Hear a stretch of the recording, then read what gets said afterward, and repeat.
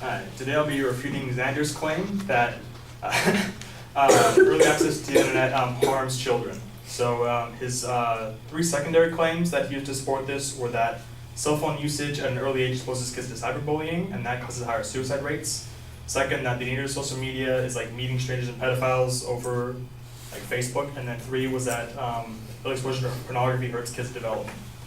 For his first point, there is no actual connection between bullying and suicide rates. The National Center for Education Statistics has been running studies every single year since 2009 for regular bullying and 2011 for cyberbullying. And the rate of bullying for the past 5 years has been going down and hit actually the lowest we ever had, with only 1 in 5 kids being bullied last year, which it's high, but that's the all-time low. And only 7% of kids reported actually being cyberbullied at all during the past year, which is also the lowest since numbers since starting recorded. Suicides amongst kids aged 10 to 19 are actually up 1% from last year. And if one number is going down, the other one's going up, then they can't really be correlated together. Another reason why these two numbers can't be correlated is that young girls, according to the same National Center for Education Statistics study, are bullied 1.2 times more and are more affected by bullying's effects. But young boys have a 3.5 times higher suicide rate, again showing these numbers have no correlation to each other. The second point about meeting strangers and pedophiles on social media, that doesn't actually happen. According to David Finkelhaller, who's the head of Crime Against Children's Research Center at the University of New Hampshire, the odds of you meeting an actual predator on Facebook that he's trying to actually convince you to send pictures or meet him in real life is next to zero, because it's like calling random numbers in a phone book. It's going to take you ages and you're not going to find anything. So real predators, if they're looking for kids, will be on websites that are already geared towards sex, towards romance, towards these shady things, and you're not actually going to get yourself abducted by a predator or not actually going to get your information stolen unless you're going to the web pages, posting pictures of yourself and trying to goad them on. The third point about exposure to pornography that harms kids, Xander provided evidence that 60% of boys and then 20% of girls are on porn sites, and he provided evidence that from 11 to 15, boys' hormones start to make them look at girls differently, but he provided no evidence that the porn websites causes hormonal changes, and he provided no evidence that either of these things actually harms the kid's development. So in conclusion, none of his arguments actually prove that technology actually harms kids, and several arguments are downright false. Thank you very much.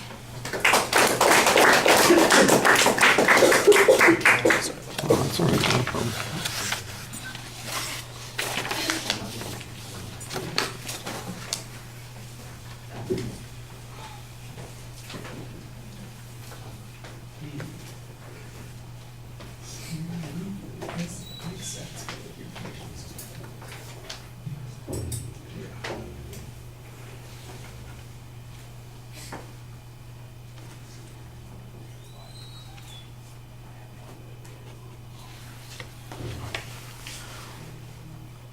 All right, Grant, well, that's pretty efficient. I mean, you went straight to the arguments. You had issues on each of the points that you talked about, and you explained them pretty clearly, so it was easy to follow. I do think that there could probably be a little bit more development. The argument that was the best developed was the first point on bullying, where you explain why we can't reach the conclusion about suicides that the advocate wants us to reach. The notion that cyberbullying has actually gone down, I thought was interestingly documented with some data that you had. The reverse relationship with suicides, I think, is pretty effective at addressing this notion that suicides are related to cyberbullying. It's a generic kind of way of responding to the point. I think it is effective. One of the things that I don't get much explanation of here is what the advocate's evidence said on this point, and so why your reasoning and the way you've put the evidence together is better than what the advocate's position was is a little bit cloudy, but I clearly understood your argument on that point.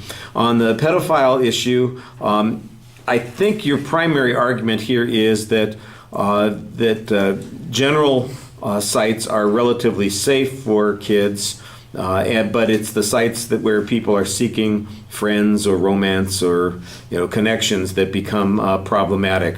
It would be probably useful if you could document examples of maybe some of those well-known examples from what was that show that used to play every Thursday night, To Catch a Predator or something like that? Do you guys remember that? It was like some NBC show, and they'd have the hidden camera and lure all the perverts in and then arrest them all on TV, that sort of thing. Like if you could find out what kinds of sites those people were trolling in, it would be useful. If you had some example of a well-known case where somebody was in fact connected by a pedophile and then they'd been groomed or abused or assaulted or whatever horrible, awful thing happened to them, and if you could say, and that happened on this particular site, and the advocate, and then go back to the point, it says the advocate has no cases, no statistics that link it to Facebook or other general social media. Rather, it is people going on sites, Tinder and Grinder and Grind My Tinder or whatever the heck those things are that people do. I think that would be helpful. That would be a way to develop that argument a little bit more. I thought you had a good point there. I just think that your argument could be stronger. On the third point, I think you had good presses on the advocates' information and the way they reasoned. Those are reasonable arguments that you're making. They're the kinds of things that you could make almost immediately after the advocate spoke. You don't have any data yourself on this particular point. It's just basically a challenge. It's a good challenge, and I think it's definitely one that needed to be made, but I think that you're missing an opportunity to maybe make a stronger argument there too. So what you did, I thought, was efficient and direct and applicable to the points. There are a couple of places where you could maybe elaborate a little bit more and make a stronger argument. All right, thank you. And then we have a person with no name who's going to be next. Let's reveal who that is so they can be publicly shamed by failing to put their name on this. Aha! Really? You're next.